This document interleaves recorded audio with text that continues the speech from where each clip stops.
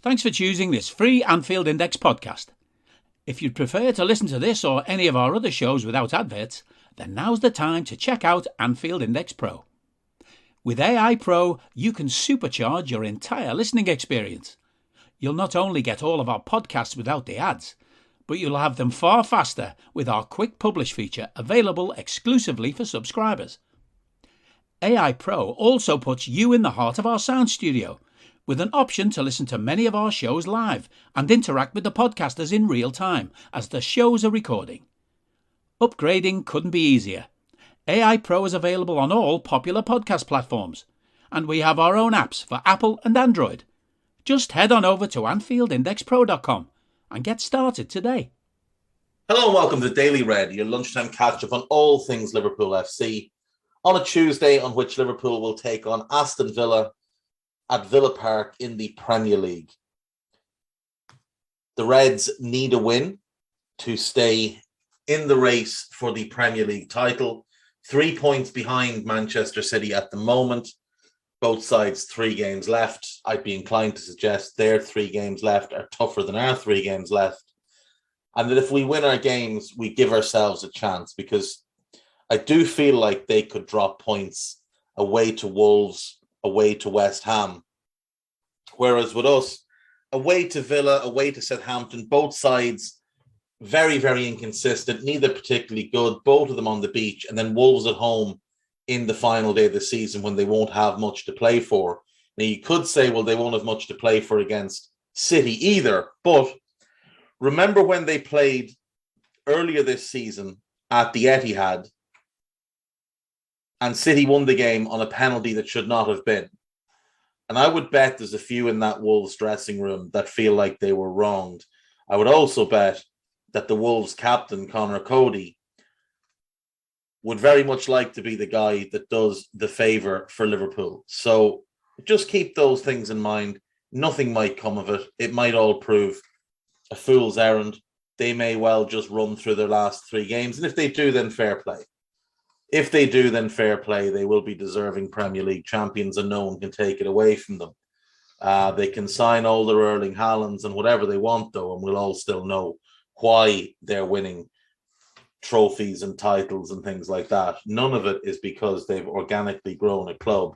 It's all because they're the human equivalent, the footballing equivalent of a steroid juice head, basically. Lots of crying from City fans today because of how the media has reported their signing of Erling Haaland, because people are pointing out that, yes, the buyout clause is €75 million, which is about £64 million, and it's a good deal. But when you factor in that he's going to earn probably in the region of 20 million a year for 5 years, that's another 100 million. You add in the signing on bonus to him, that's probably 20 million.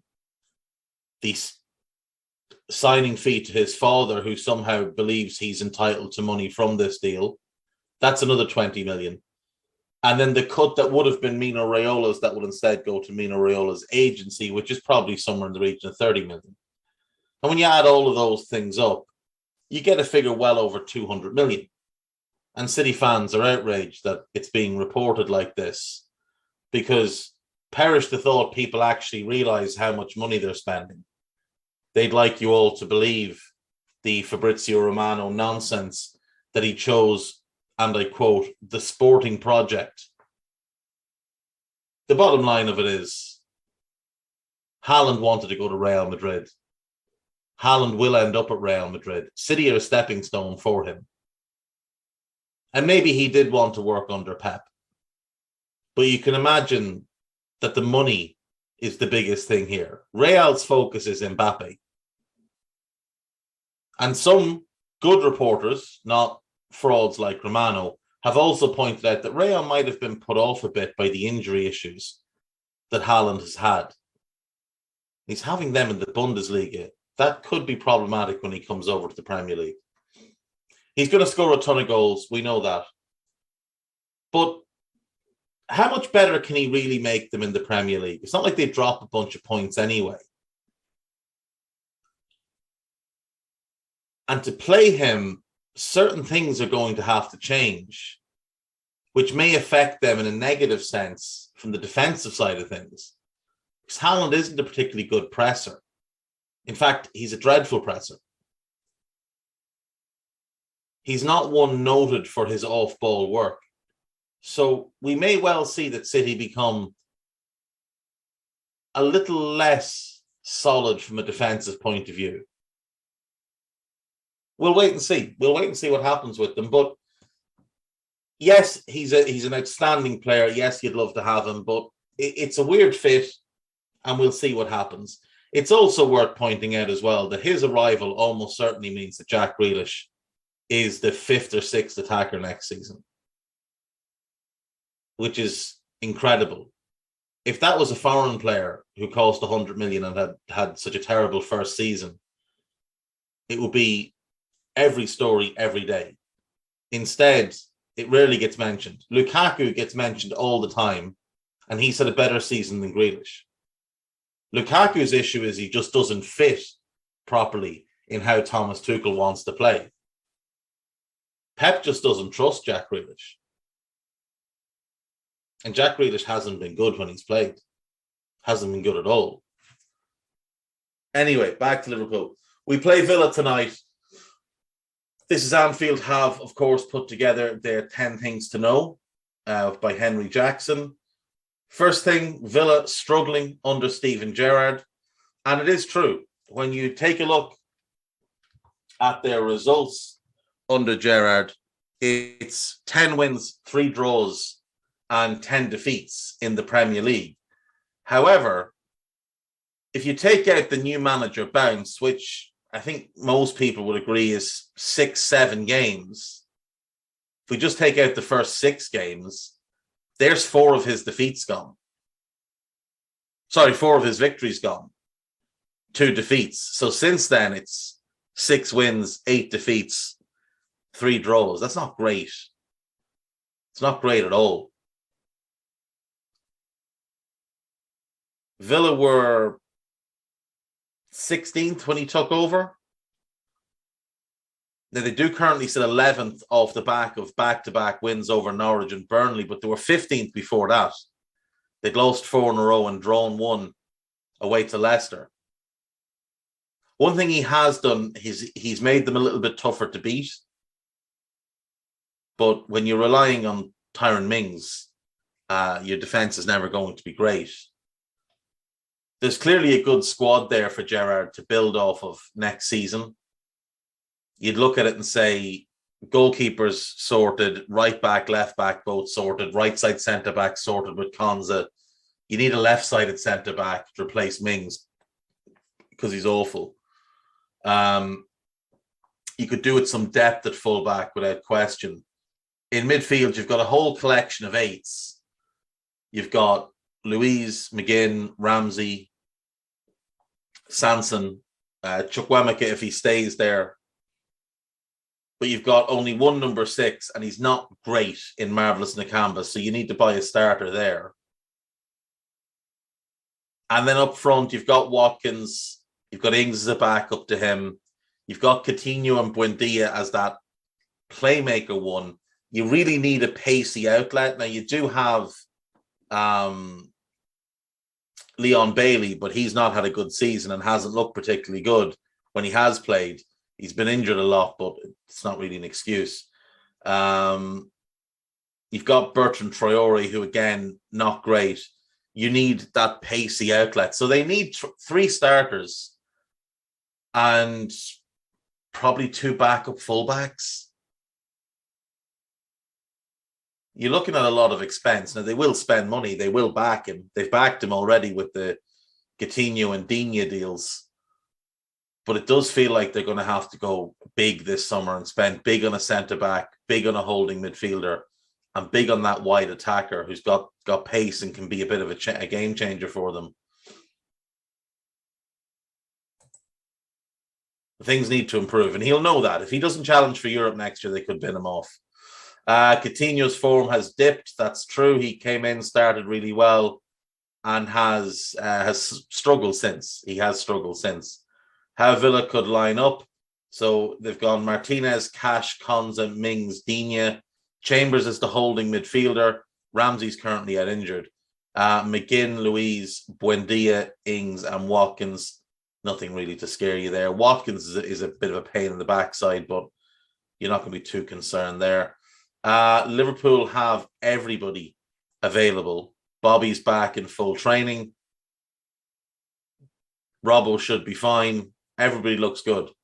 There's a predicted Liverpool 11 here by Henry of Alisson, Trent, Matip, Van Dijk, Tsimikas, Henderson, Thiago, Keita, Salah, Jota, Diaz.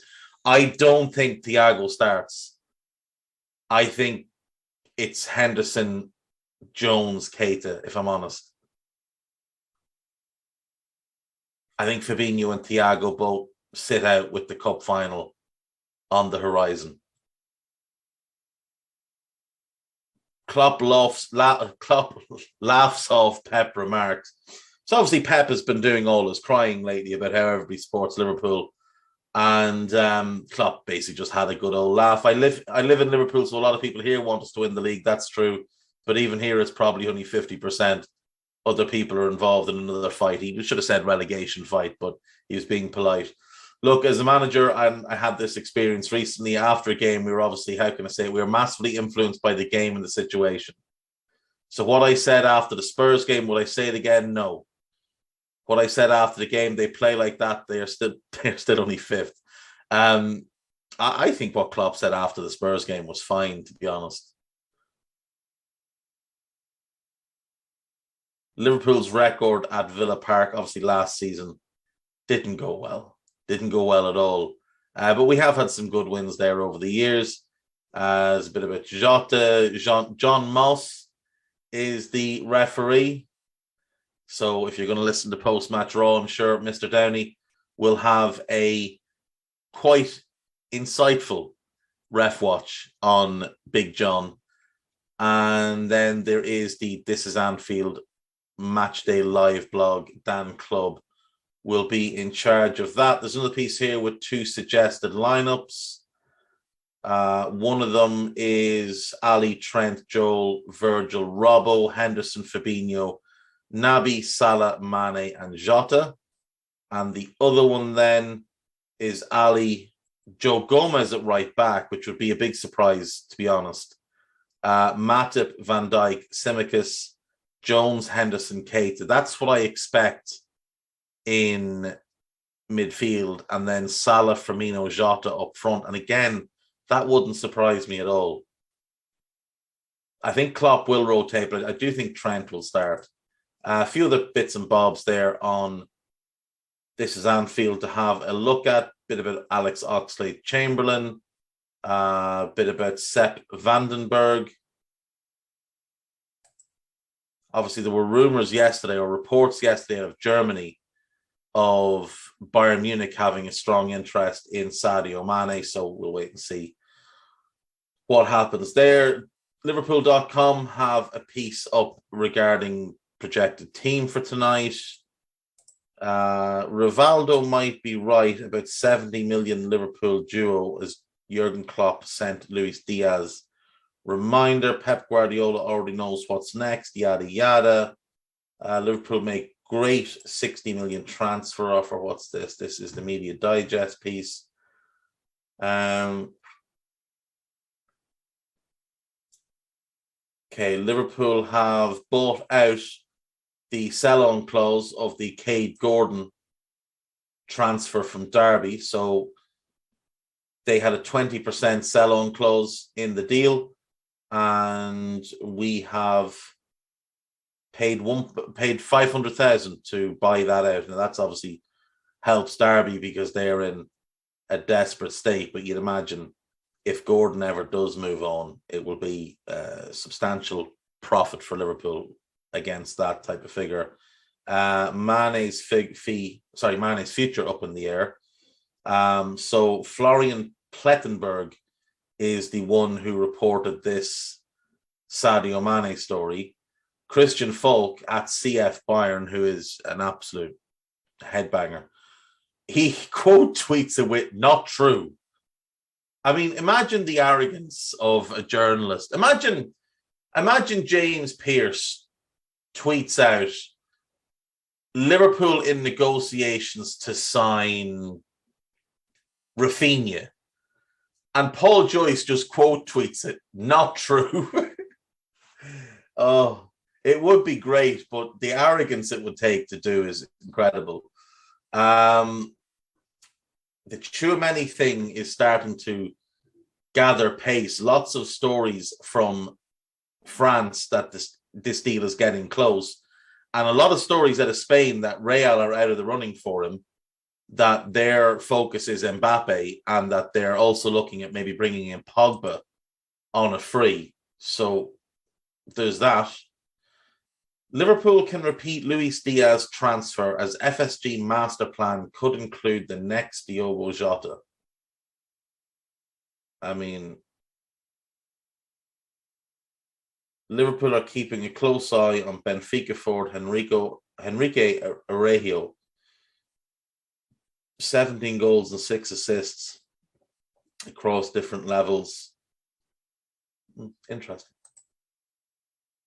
Not sure that's repeating the Luis Diaz transfer, but you'd have that. AnfieldIndex.com has a headline piece up, Take the Red Pill, written by Stephen Smith. Do check that one out. Lots of new podcasts. There's a new Scouted. Carol's sound isn't great because he was at work and he's hidden in a closet or something doing it, but it's good. It's all right. It's definitely listenable. So do check that one out.